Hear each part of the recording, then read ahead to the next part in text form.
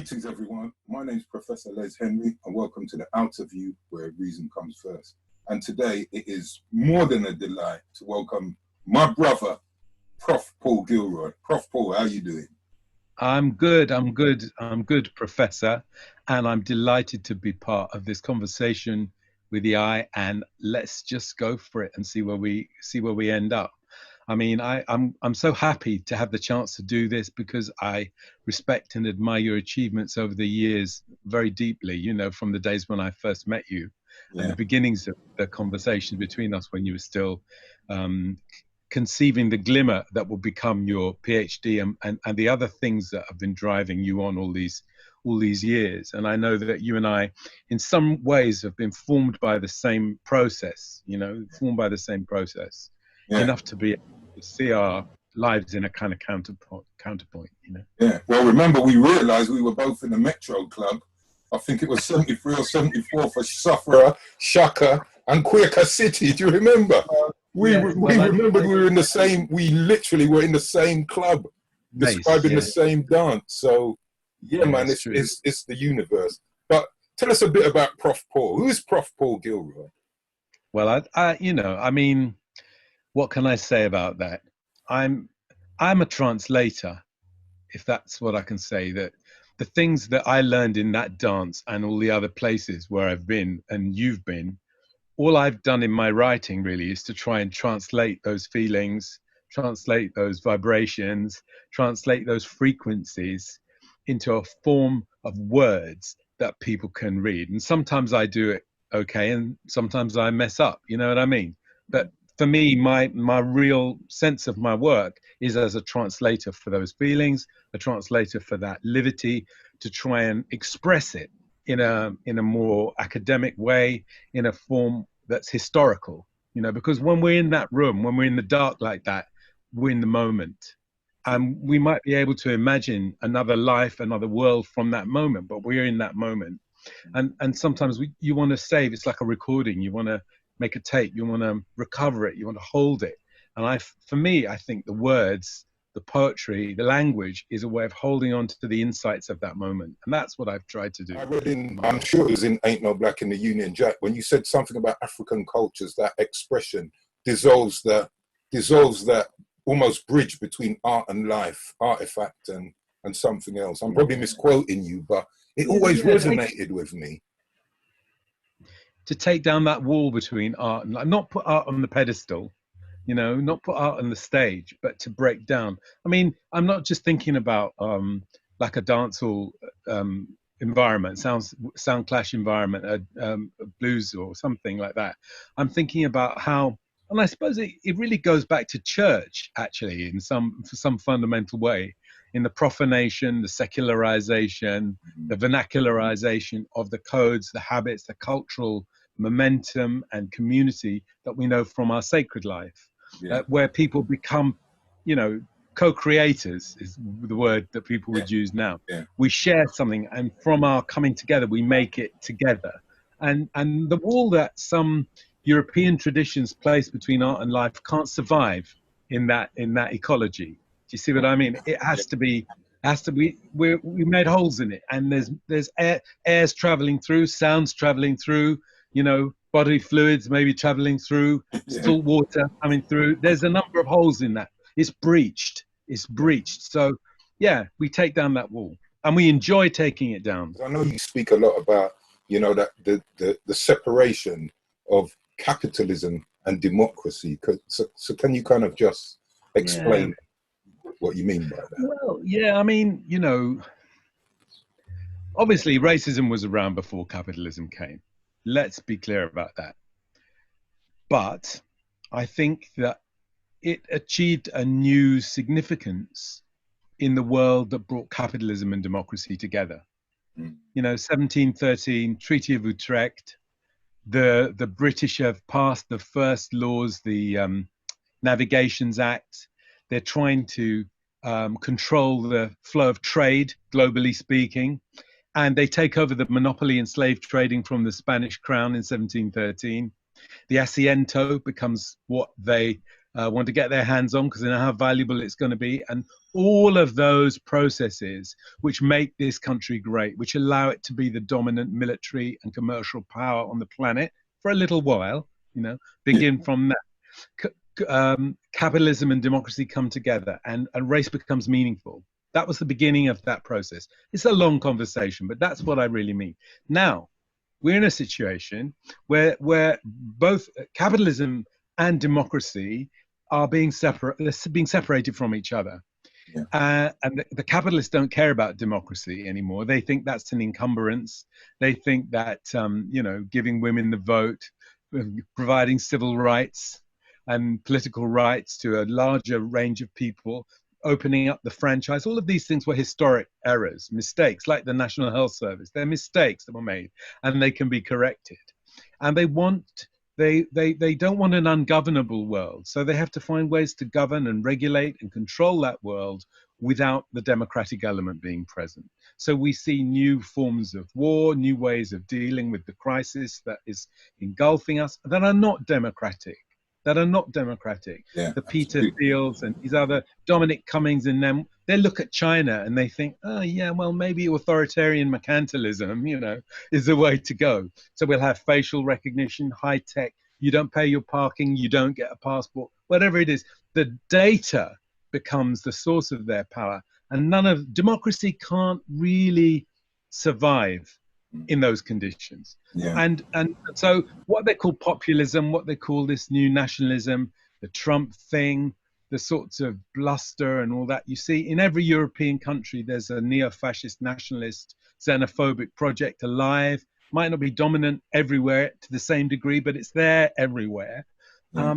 And this is the assault on the institutions of democracy that have emerged from the 20th century or been formalized in the 20th century, and they're being rolled back now.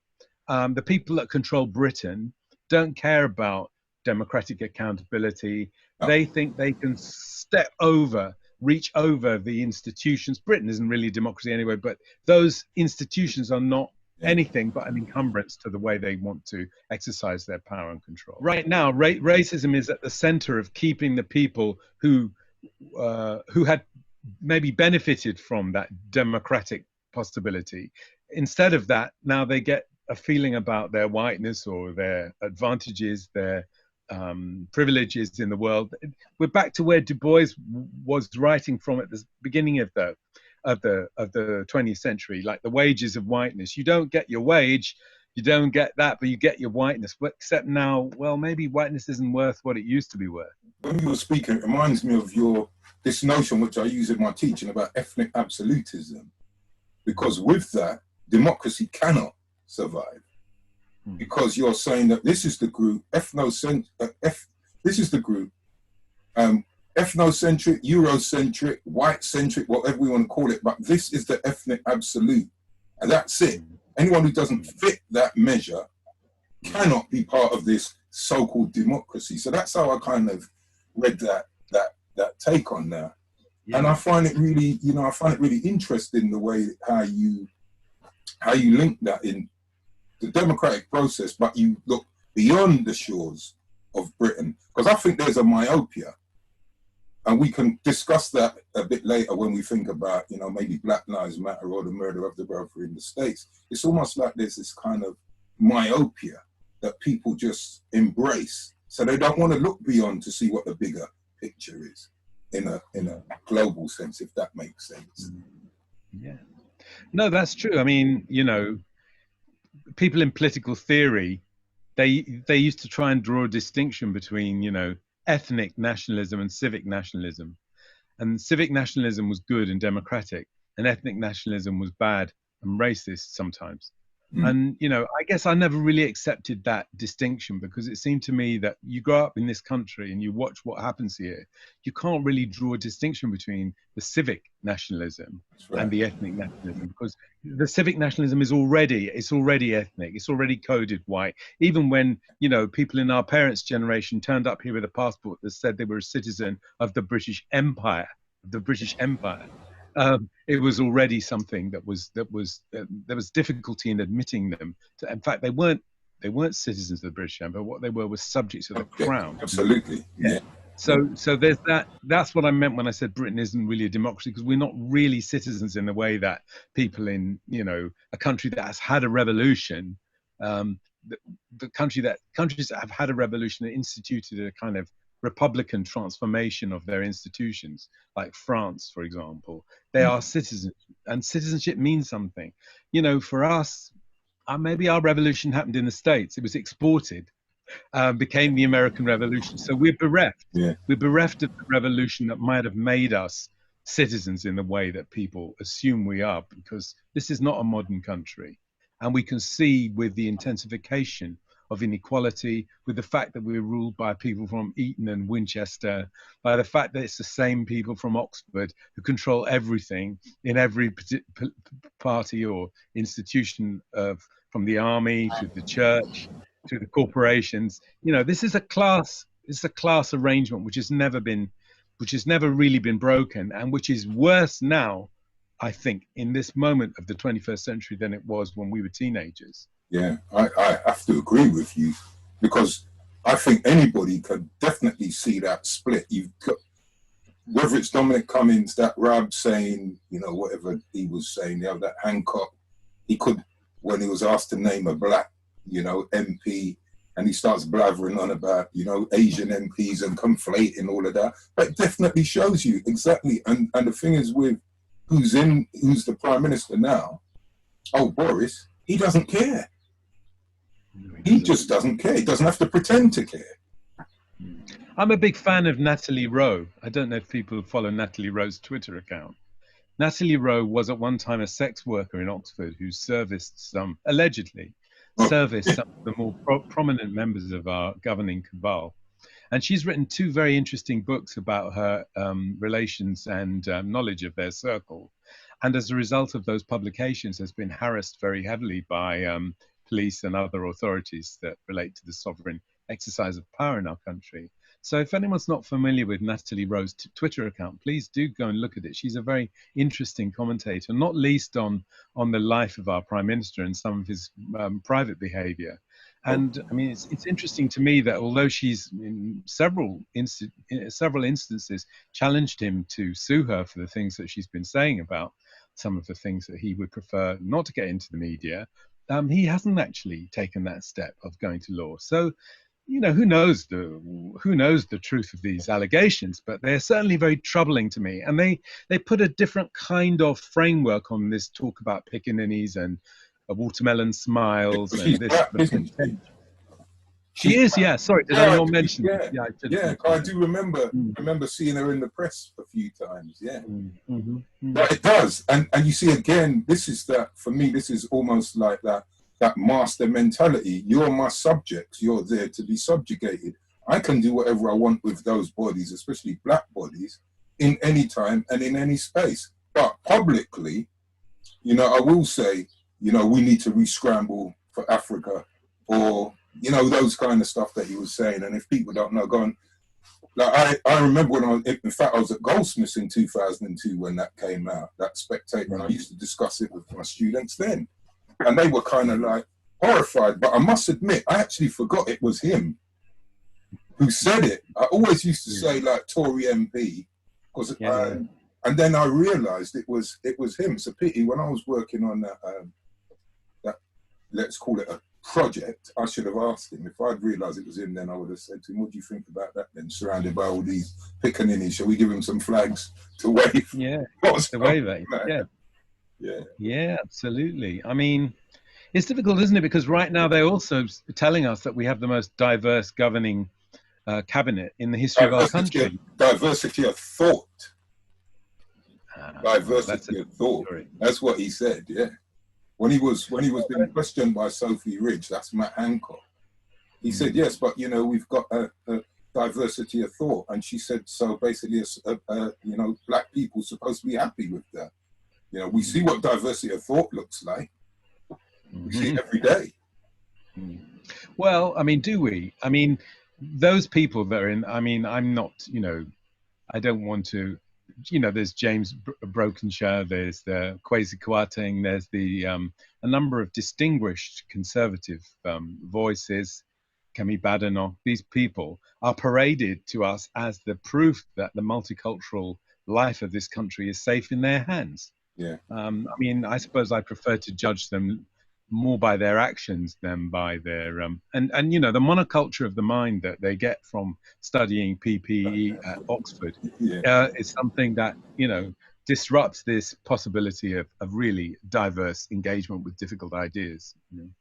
So to me, that kind of leads on to the point about, you know, the anti-racist struggle, because I think this is a critical moment for those people who really are anti-racist, not the, you know, the as we say in Jamaica, wagonists who jump on and jump off, but the ones who are really serious. What are your thoughts on that at this particular historical moment?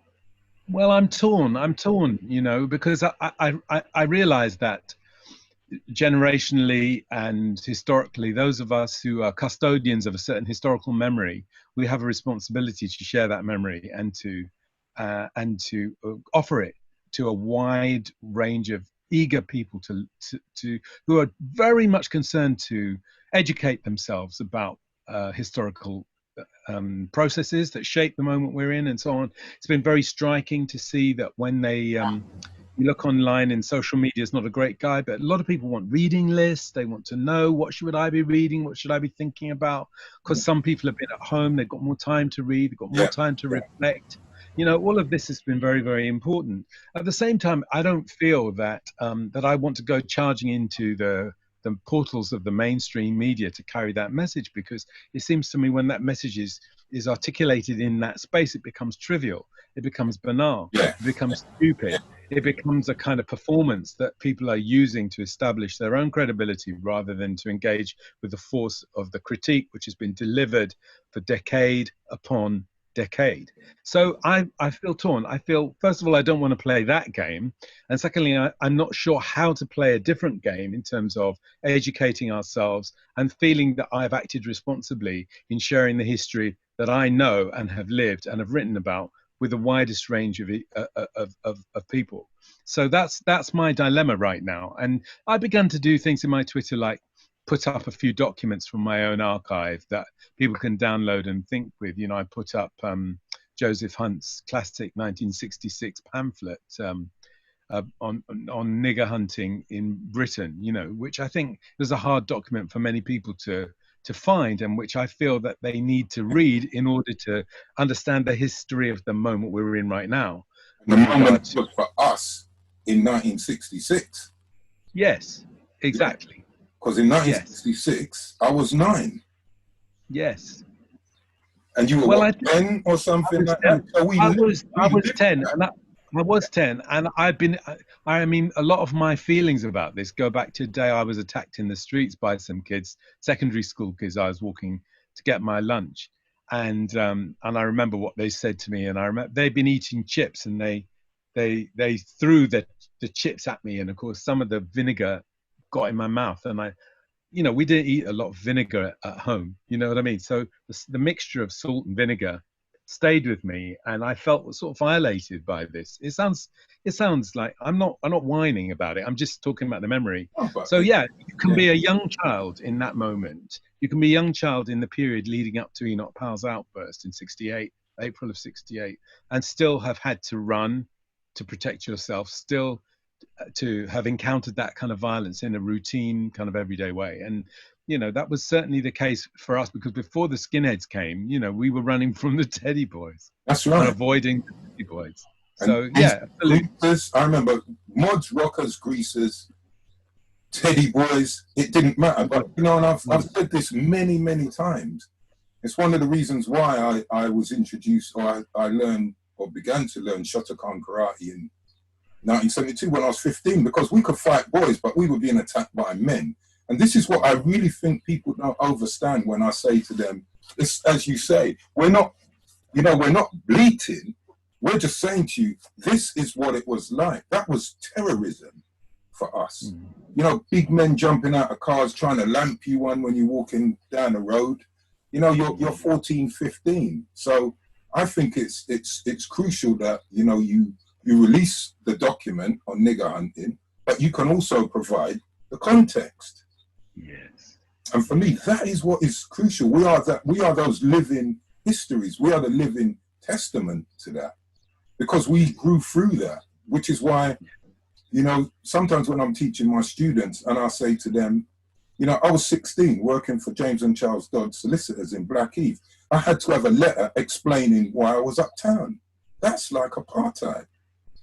Because I was harassed so many times, and what I used to do was get the train to Waterloo, walk across the bridge to go to the law courts, and I would just get harassed and harassed and harassed, to the point where my boss, Graham Dodd, said, you need a letter. And he wrote a letter for me. So whenever, and I'm suited and booted. My man bought me 2 nice whistling flutes. So, you know, it's not as if I was whatever. Got my shirt, my tie on. I was a legal exec or whatever it was at the time. Glorified, what they call it. I don't know, glorified whatever, I can't think of the word. Yeah, something like that. But at the end of the day, they harassed me so much. And that is why when the police actually fitted me up and planted weed on me, which all happened probably within the space of about 6 months, my boss, Graham Dodd, said to me, are you guilty? I said, no. Why would I have weed in the outside pocket of my coat? I would have smoked that. You know what I mean? And I went caught, and he got me off. And the reason why he got me off is because he knew that history of what the police were doing to me. So it's not as if it was out of a vacuum. It was like, yes, I believe you, Les, because I had to have a letter. And I know there were other black people who I knew at the time. I think Junior Giscombe, the singer, was one who used to have a letter because we used to work uptown. One of my brothers had to have a letter. You know, people don't we're talking about England, not apartheid South Africa. We're talking about England, London, a Londoner having to have a piece of paper to say, yes, I'm supposed to be here. So to me, we are those living histories, and we're best qualified to speak to those moments as well. I think it's really important to understand the difference that the technology's made, because, you know, the lifeblood, the pulse, the vitality of our culture was transmitted in the dances, in the clubs, by the sounds that we were listening to, the music that flowed in here from Jamaica, from the Caribbean, from the United States. Now, where are the clubs now? They're all out of business, forms criminalized by the police, risk analysis, no, can't pay the insurance, security questions, you know. I mean, there's a new chapter in the life of those underground spaces, which are not what they were when we were younger. But instead of that, we have the computer. You know, the computer becomes this kind of portal, and so many people put their headphones on. And although Britain has been a great exporter of racist content to the rest of the planet, most of that racist content doesn't come from here now. Some of it does, but most of it comes from the United States. The sort of export of racial thinking comes from that. And of course, we've both of us, I think, and many others, rightly inspired by the example, by the militancy, by the style of African-American struggles towards freedom and beyond. But I do think there's a difference for us, which is not saying that we can't learn from that, but we aren't there. We don't live there. And it looks different when you look through a telescope. It looks different when you're looking at it. So you're in a perfect position to speak on that because you lived there. I did live there. Yeah, I did live there. And, you know, I mean, you think about the COVID crisis right now and how it's meshed with the struggle around the murder of George Floyd in Minnesota. I mean, there isn't any, where I lived in the United States on the East Coast, there wasn't any public health there. They didn't have it. It wasn't public health. There were no public institutions of health. I mean, I'm not being complacent about what regime of public health we have here, far from it. But I mean, there wasn't anything at all. And, you know, so many Americans, so many African Americans, you know, the richest country in the world, you know, and if you get sick, you die because healthcare is accessible through your employment. What happens if you're shut out of employment? You know, all these residual welfare state provisions for people to support them through the COVID crisis are all about to end. They're all about to come to an end. Look at I mean, so how's that going to work? You know, we have a romantic idea of American life, Black American life in particular, that we absorb through videos and so on. And, you know, I mean, that blackness has always been, since the days of the Cold War and civil rights, has always been a kind of military and diplomatic asset to the United States. That was embarrassed in front of the world when people are, you know, setting the dogs on people are trying to integrate the counter where they can have a, you know, they can have a milkshake, you know.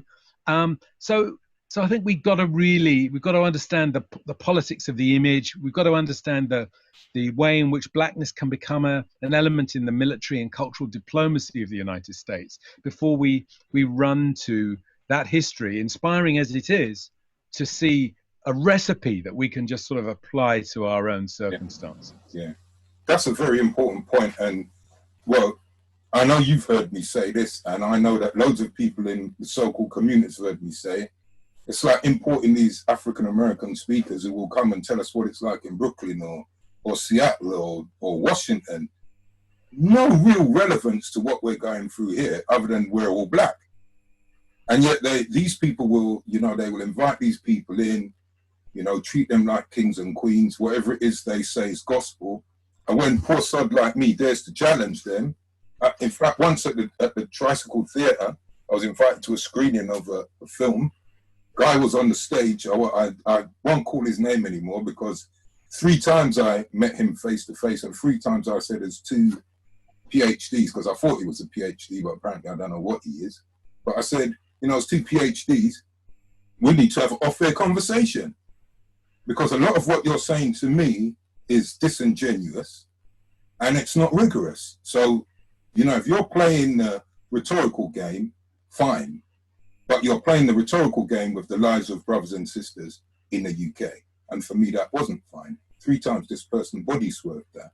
At one point we were on stage and he said something about educational special needs was designed for black children only. And I went, well, I can't speak in the context of the States, but that's absolutely wrong here. And Prof Paul, if there are 100 people in there, 98 of them booed me. Dr. Lizio was a fight against black people. It's what they would say. Yeah. And to me, it's ridiculous. It's that unthinking. And that's one of the reasons why I distance myself from a lot of that stuff. And in fact, I actually learned that lesson when I was DJing on sound systems, because I realized I was for this and many people were for that. And I couldn't really square that particular circle. Because to me, what they do is they want to conveniently take this. It's like, for instance, and I've always wanted to ask you this question, so I might as well ask you now. In your Black Atlantic, you've got Afrocentric in there. And you never really, to what I remember, you never really developed it. But I remember when I saw that word, I went, that's it. And I remember one of the first conversations myself and you had was about the notion of Afrocentricity. And I said to you, but we're invisible in it. The Caribbean's invisible in it. The blacks in Europe are invisible in it, especially us in Britain. And I remember you were the first person I ever reasoned with and said, yeah. And you had kind of went into some depth. You probably don't remember, but it was one of the first conversations we had. And I remember saying, yeah, now I've actually got somebody who makes me realize I'm not mad, because we were invisible in that narrative. Yeah. I mean, the first time I went to the United States in 1975, I was hanging out in Oakland, California, and I met wonderful musician. A friend of mine who I played in the band with here was living there, and the keyboard player in his band was African-American guy. They took me to the Star Bethel Baptist Church in Oakland, and I'd never seen African-American. It was Mother's Day. It was a long, long service, and it was very, very hot. And afterwards, you know, I'm talking to this guy, and he says to me, so you're a black person from England. How does that, I mean, I didn't think there was any black people in England. I thought England was all about like police officers with hats on, you know, stopping the traffic with their hand, holding it up, stopping the traffic and all that.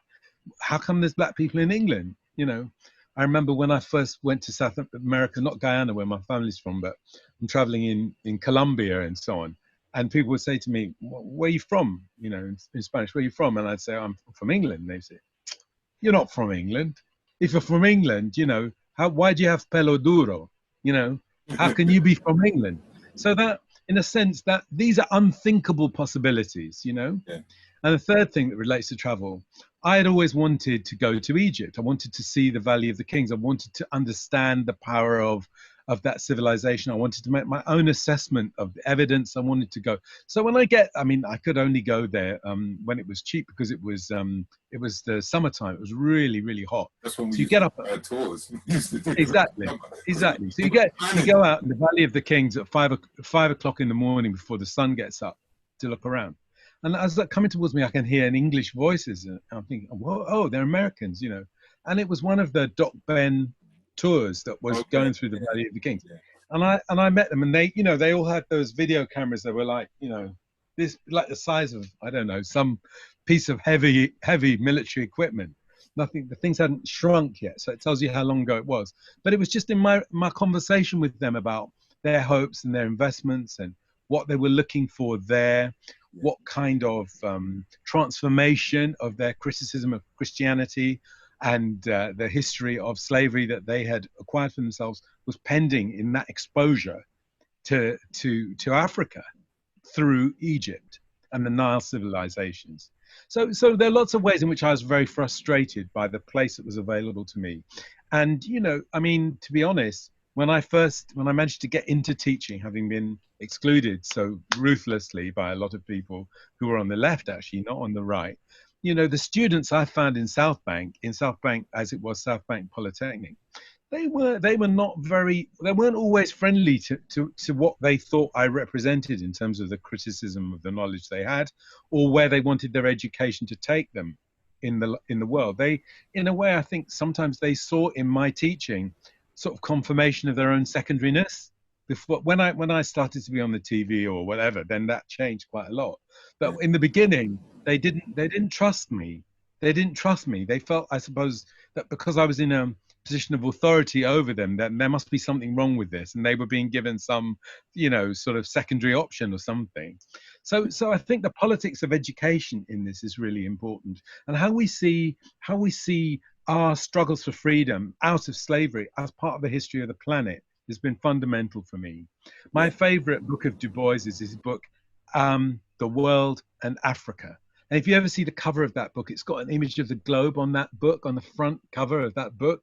I hope it was him that put it there, because the world and Africa, they were like the margins of his analysis that he was trying to develop. And I've always been very influenced by him and tried to follow his teachings in the sense of thinking about these things as world history, as global history, as planetary, as significant in a planetary way. Mm-hmm. Yeah, no, that's, and it's interesting when you spoke, because I remember one of the things that you said to me, and I think you wrote it somewhere, you said it on TV, but you said that Americans didn't realize there were black people in England until Lady Diana died. And they were all mourning, because when you saw the mourners on TV, they were invariably black people. Yeah, there were black people there. Laying all the flowers. Yeah, I mean, if you look at the reports of the riots of 1981, you know, next year's 40 years since 1981. If you look at the reports of the riots of 1981 from the American press, you'll see a much fairer, much more extensive account of what was going on in this country in the summer of 1981 than you can find in the British press. I can tell you that. Wow. So these are the things that made us visible. Yeah. Well, Prof. Paul, is there anything you'd like to share with us that may be surprising? One last thing, which is a bit implicit in what I said. Okay. If you want to know the history of our people, if you want to know the history of our movement, the history of our struggles, of our battles, of our fight for rights, for recognition, for dignity, for justice, if you want to know that, don't expect to find it from Google. Yeah. Because Google will take you places, but you're making money for someone else in that, and the algorithms are in control of that process. So I'm not saying don't use it, but use it in a way that makes you tuned into its limitations. Think about what you're doing when you're searching, and remember that you can go to while there are libraries left, use them. Yeah, that's what I would say as a takeaway, Les. While there are libraries to use, and a lot of them have gone, remember, in recent years, while there are still libraries to use use them. And I believe your famous quote is Google isn't your friend, isn't it? Something Yeah, like Google that. is not your friend. It's not. It's not your friend. And Whether the extent to which it's your enemy is not yet clear, but it is not your friend. Google, Airbnb, the FANGs. I mean, none of them are working in the interests of black people on this good planet of ours, this ailing planet of ours. None of them are working in our interests, and we need to be aware of that. We need to understand the limitations of those technologies and not become over reliant on the flow of information that comes to us through them. We need other flows of information. And not better information, even though we know that just having better information isn't going to win our struggles for us. Because you can have the best information, but if it doesn't make people feel the way they need to feel, they won't be able to absorb it and use it for themselves. I went to give a talk to some A-level students the other day. They were all coming up to me because I'm on the A-level curriculum, which I didn't even know. And I was trying to tell them about technology. I said to this young man who was standing next to me, your phone tells you how many hours you've been on your phone during the previous, your daily average. Yeah. Look at your phone now and tell me what it says. So he takes his phone out and looks at his phone. He says, oh, it says I'm averaging 8 hours a day on my phone. I said, you've got to learn how to break that addiction. Yeah. And it is an addiction. Yeah. You've got to learn how to break that addiction. All right. Thank you, Professor Les. Thank you very, very much. That's quite finished. It gives me great pleasure to say that sentence, actually. I know how hard you had to work to secure that. My interest in birds and in nature and animals and natural process goes back to my childhood, and it's also, I think, something that in Rasta Liberty was always very meaningful to me. And those of us who've been shut out from humanity and consigned to, well, not always to the animal kingdom, sometimes to the kingdom beyond animality, we have a different kind of kinship with forms of non-human life. So I've tried the last few years, I've tried to cultivate my relationship with non-human forms of life in general and birds in particular. And I've been learning. I'm getting better, but as you age, your hearing changes a little bit. I'm trying to be able to identify any bird that I hear. I know where that bird's come from, what bird it is, what it's doing when it makes that sound, and things like that. Even the difficult ones that overlap. And of course, the migration of birds. You're teaching kung fu. You know that the key to life is breath and the rhythm of breath. Absolutely. Right. Yeah. So the migration of birds, the migration of fish from one part of the planet to another is part of the breath of our planet. It's the movement, the coming and going. It's the pulse. It's the rhythm of the heart. It's those rhythms in the world that we're not allowed to call nature anymore. In the rhythms in that world that are part of what makes this affinity, this overlapping sensibility with the birds and the creatures that live around us in the city. And of course, since the lockdown around here anyway, I know we see foxes all the time, but we start to see other things coming out, claiming the space back. More birds, more sound. The sound of the traffic goes down, so we can hear more anyway. This is what's been giving me a lot. It's been giving me a lot of pleasure. And that young man, Christian Cooper, the one that was in Central Park when the white woman was calling on him. Yeah. It was interesting to me what he said about his encounter with her. And I thought, well, maybe that's something that only somebody who was a bird watcher would say. When she started shouting at him, before she started phoning the police to come and kill him, get him out of her space, he said to her, he said to the person who was interviewing him, I didn't respond to her because I did not want to participate in my own dehumanization. Wow. I did not want to participate in my own dehumanization. Yeah. So he just filmed her and stood there and waited. And I think that was interesting to me, that his sense of what was going on in his own relationship with his humanization or his potential dehumanization was of a piece with his openness to the world of nature that he was moving through. Yeah, wow, that is profound. Prof Paul, what can I say other than it has been, I don't know, an absolute joy to have you on the OUTERVIEW today, where reason comes first. I mean, people who aren't well, I can't believe there are many people, your Holberg Prize winner. You know, I've been trying to explain to people how big that is. You know, that is big. That is, I don't know, mega. But I've been trying to explain to people, you know, about, you know, you receiving that Holberg Prize, and the fact is, you're such a humble dude. I know people. I know. You know, if people don't know you, they might think that you're a bit whatever. Because a lot of people, they think you're a bit, I don't know, hostile. And if they're telling me that you're hostile, I'm wondering, what do they say about me? Yeah. Well, I don't. I suppose you could say that I struggle with my impulse not to suffer fools gladly, and that doesn't sit always easily with the responsibilities of being a teacher. And whatever my life is, my calling is as a translator and a teacher. So I'm sorry if in the past I've let myself down sometimes by losing my rag, but you know, that's life. We're human. Right? We're human. Yeah. The ship's about to blow, Captain. The mind blows a lot of the time. All right. But we are human. But Prof. Paul Gilroy has been, as I said, it's been a delight. You know, one of the greatest influences on my thinking, and definitely one of the cleverest people on this planet, bar none. Absolutely. You know, I know you don't like me to say that, which is probably why you're hiding from the camera. But, you know, the truth is the truth, and the truth is... Shall I tell you the moment when I remember I said, I love this brother, and I'll bet you can't remember. And I actually found the notes. I've got... If you think I'm exaggerating, I found these notes, which I said, when we do this, I'm going to show you. PG, where is it? Look, Paul Gilroy, yeah, 13th of the 10th, 94. And I remember you were breaking down this whole thing about dualism and breaking these things down. And that's when you introduced us to Descartes. I didn't know much about that. And I remember we were walking back from the Ian Gullen lecture theatre, and I said to you, if Descartes was a Rasta, then humanity would have been better, because it would have been I and I think, therefore I and I am. And I remember you laughed, exactly what you're doing now. You laughed, and we were reasoning for it, and I thought, I love this brother. Because there's not many people I could have said that. In fact, probably only you and Les would have understood. And Delwyn.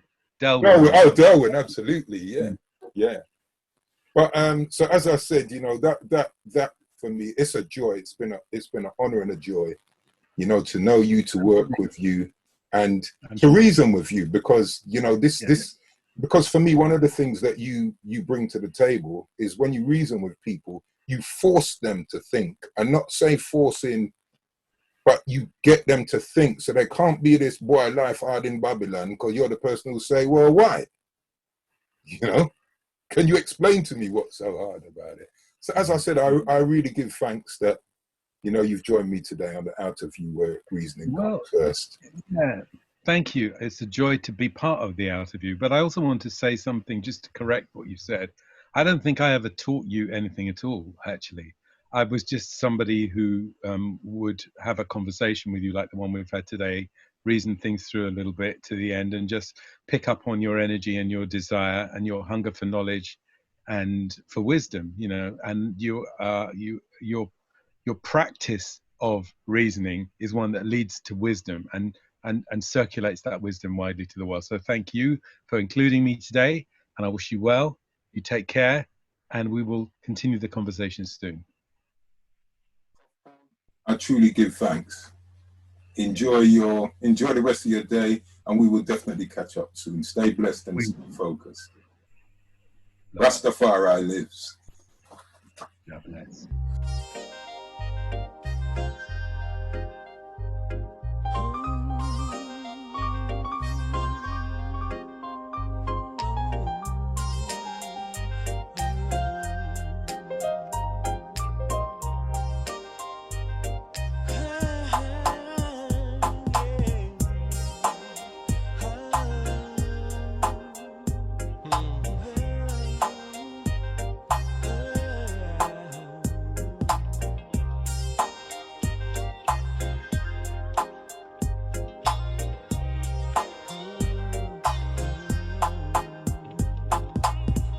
is a term I used to describe my mother. In this world, you know, I love that woman like no